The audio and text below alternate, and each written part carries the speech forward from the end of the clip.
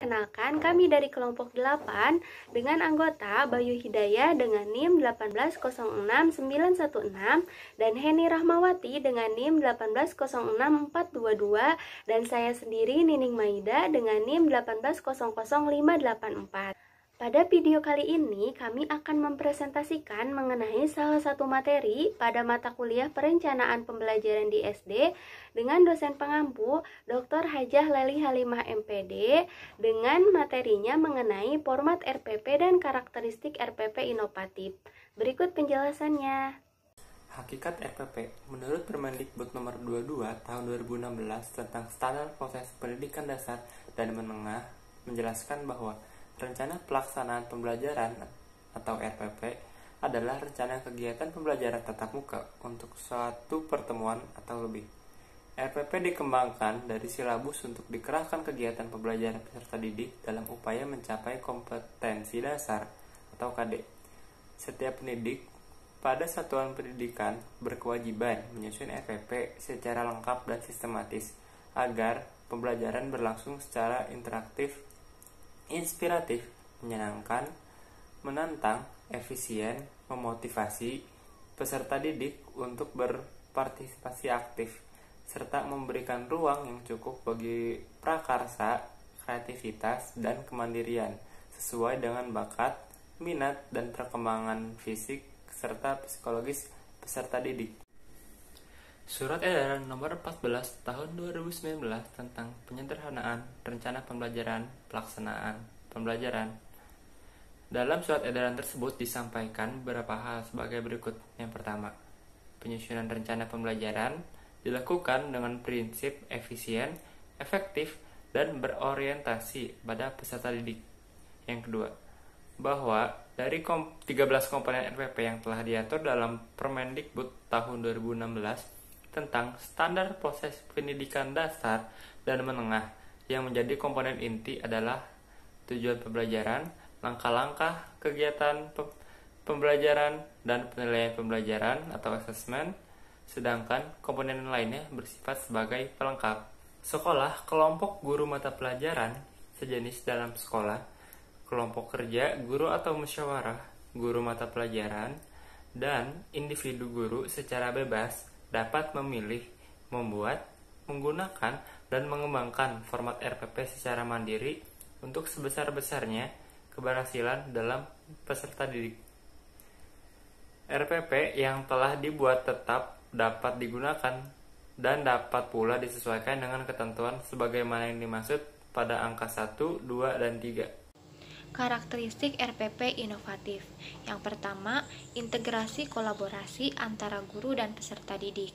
Dalam mengintegrasikan pembelajaran antara guru dan peserta didik, yaitu melalui tujuan pembelajaran, strategi, dan langkah-langkah pembelajaran. Yang kedua, integrasi HOTS atau High Order Thinking Skill.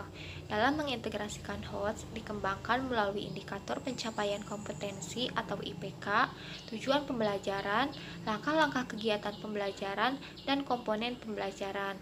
Yang ketiga, mengintegrasikan teknologi informasi dan komunikasi atau ICT. Rancangan pembelajaran yang mengintegrasikan ICT biasanya terlihat pada komponen tujuan, langkah-langkah kegiatan pembelajaran, dan media atau sumber belajar. 4. Berorientasi pada keterampilan belajar dan keterampilan abad 21.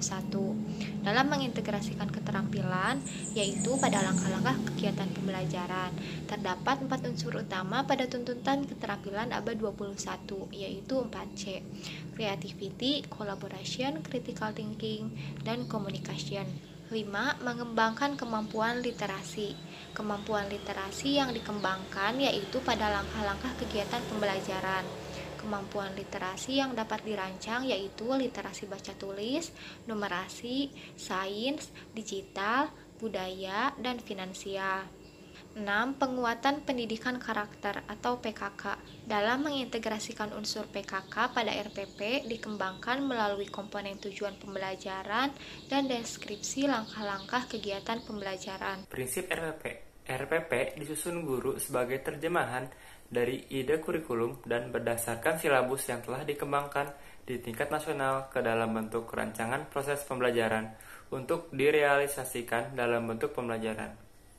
RPP dikembangkan guru dengan menyesuaikan apa yang dinyatakan dalam silabus dengan kondisi di satuan pendidikan, baik kemampuan awal peserta didik, minat, motivasi belajar, bakat, potensi, kemampuan sosial, emosi, gaya belajar, kebutuhan khusus, kecepatan belajar, latar belakang budaya, norma, nilai, dan lingkungan peserta didik.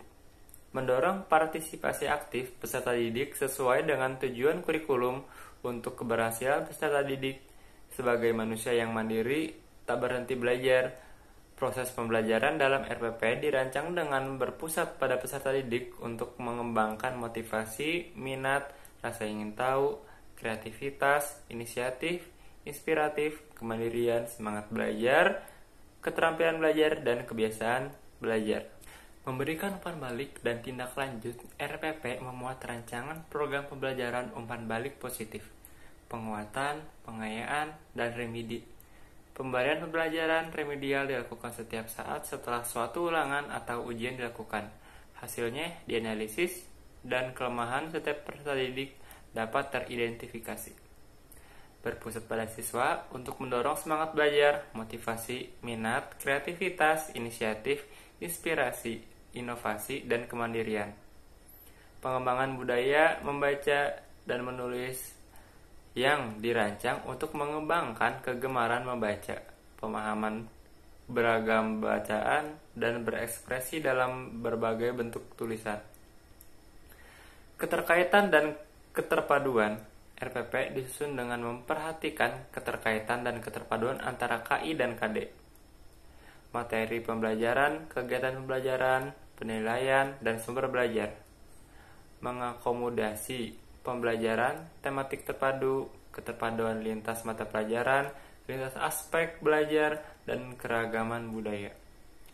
Penerapan teknologi, informasi, dan komunikasi, serta terintegrasi, sistematis, dan efektif sesuai dengan situasi dan kondisi. Selanjutnya, mengenai komponen-komponen dalam penyusunan RPP inovatif. Menteri Pendidikan dan Kebudayaan Republik Indonesia mengeluarkan Surat Edaran Nomor 14 Tahun 2019 tentang penyederhanaan rencana pelaksanaan pembelajaran. Surat edaran tersebut tidak membatalkan rumusan atau sistematika RPP yang sudah ada, melainkan memberikan alternatif kepada guru untuk menyederhanakan penyusunan RPP dengan memuat 3 komponen inti, yaitu tujuan pembelajaran, langkah pembelajaran, dan penilaian pembelajaran. Dengan adanya surat edaran ini, guru memiliki kebebasan untuk menggunakan format RPP yang sudah ada atau menyusun sendiri RPP dengan mencantumkan komponen-komponen inti tersebut. Baik, untuk komponen pertama yakni tujuan pembelajaran. Tujuan pembelajaran ini merumuskan tujuan pembelajaran agar cukup jelas dalam menunjukkan kecakapan yang harus dimiliki peserta didik.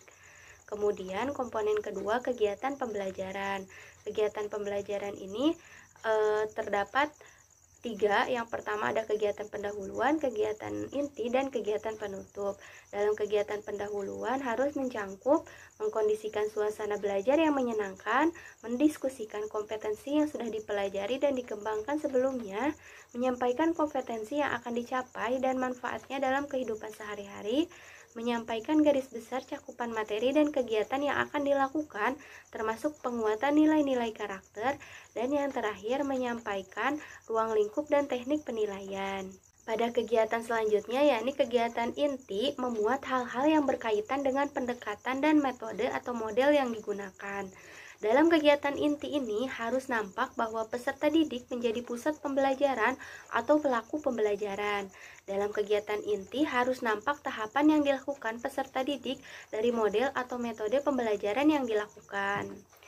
Dan pada kegiatan penutup harus dilakukan menemukan kesimpulan dalam proses pembelajaran, melakukan penilaian untuk mengetahui tingkat ketercapaian indikator pembelajaran, melakukan refleksi kebermanfaatan pembelajaran yang dirasakan oleh peserta didik, dan melakukan tindak lanjut supaya materi ajar yang disampaikan pada hari itu lebih dipahami oleh peserta didik. Langkah-langkah penyusunan RPP inovatif sesuai SE Mendikbud nomor 14 tahun 2019. pertama, mengkaji silabus yang harus dirinci lebih lanjut di dalam RPP. Yang harus dirinci lebih lanjut di dalam RPP itu dalam bentuk langkah-langkah yang dilakukan guru dalam pembelajaran, yang membuat peserta didik aktif belajar. Pengkajian terhadap silabus juga meliputi perumusan indikator, KD, dan penilaiannya.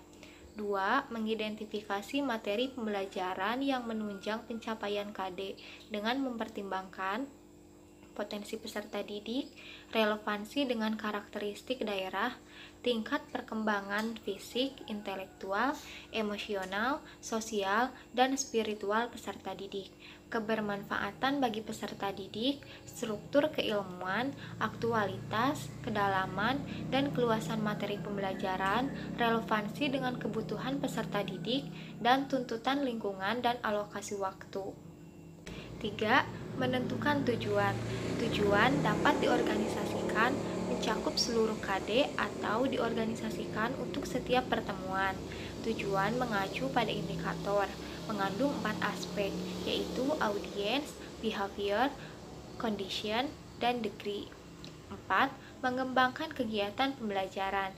Kegiatan pembelajaran dirancang untuk memberikan pengalaman belajar yang melibatkan proses mental dan fisik melalui interaksi antar peserta didik dan guru, lingkungan, dan sumber belajar lainnya dalam rangka pencapaian KD.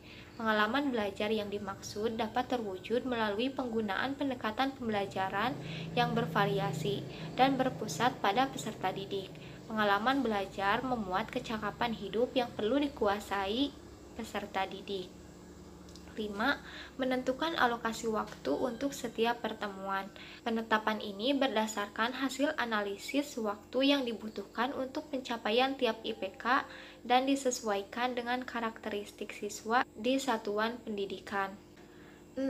Mempelajari materi pembelajaran dapat berasal dari buku teks pembelajaran, buku panduan guru, sumber belajar lain berupa muatan lokal, materi kekinian, atau konteks pembelajaran dari lingkungan sekitar.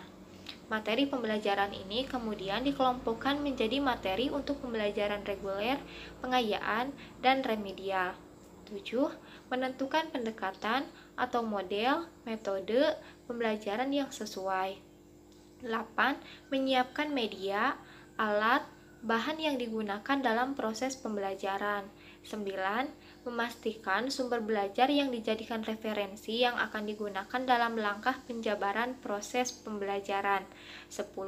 Mengembangkan penilaian proses dan hasil belajar meliputi lingkup, teknik, dan instrumen penilaian serta pedoman penskoran. Berikut contoh format RPP inovatif sesuai edaran Mendikbud nomor 14 tahun 2019.